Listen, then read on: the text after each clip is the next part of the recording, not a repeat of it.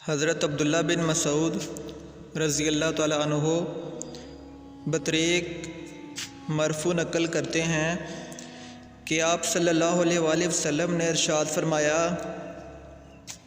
3 شخص ایسے ہیں جنہیں اللہ تعالیٰ دوست رکھتا ہے۔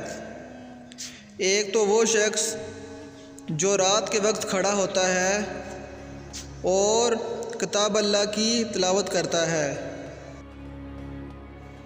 اور دوسرا وہ شخص جو نفل صدقہ اپنے دائیں ہاتھ سے دے اور اسے چھپائے۔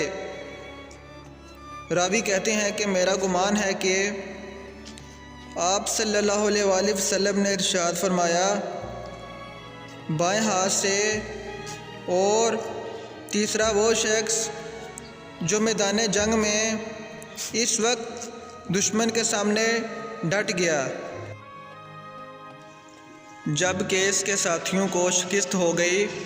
امام ترمذی نے اس روایت کو نقل کیا ہے اور فرمایا ہے کہ یہ روایت غیر محفوظ ضعیف ہے۔